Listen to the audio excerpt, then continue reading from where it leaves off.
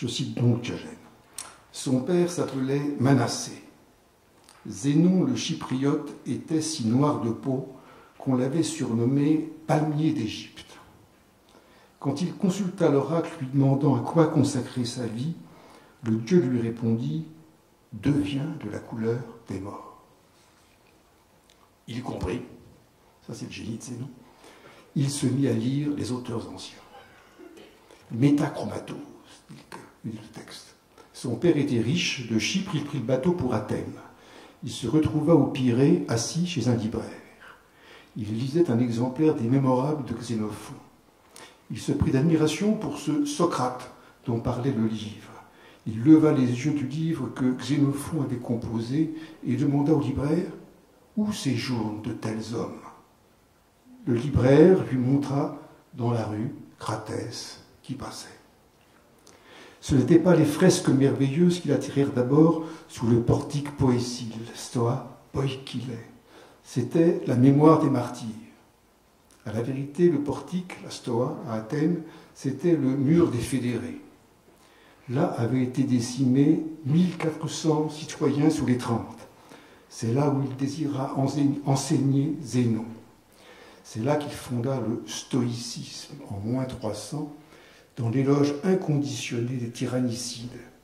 Il aimait avant tout étudier et lire. Il détestait la foule. À plus de deux, disait-il, on est malheureux. Sa définition de l'ami est célèbre. Un autre soi-même. Et là, je m'arrête parce que la traduction, là, est très fautive. Et qu'il y va du chacun.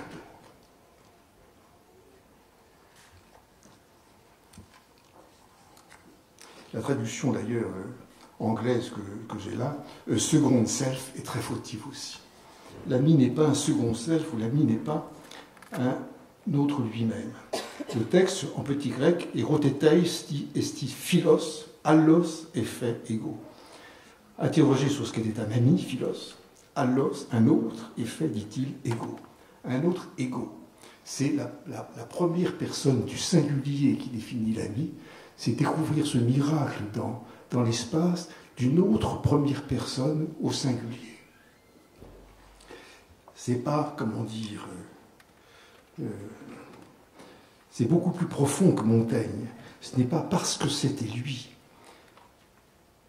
L'ami, parmi les personnes grammaticales, n'est ni le tu, ni le il, ni l'interlocuteur, ni le tiers. L'ami, disait non, c'est égo, c'est la position sujet. C'est pour ça qu'on souffre quand l'ami disparaît. On est touché au cœur, cet égo qui est lésé dans la mort de l'ami. L'amitié, ce n'est pas l'altérité, l'amitié, ce n'est pas l'amour, ce n'est pas le visage, l'autre, tu.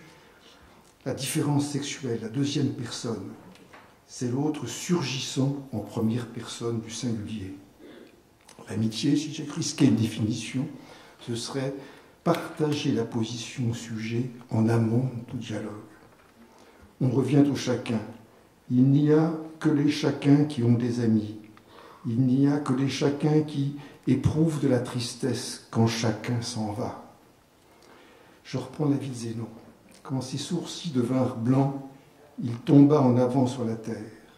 Or, en voulant se retenir tandis qu'il tombait sur la terre, il se cassa un doigt.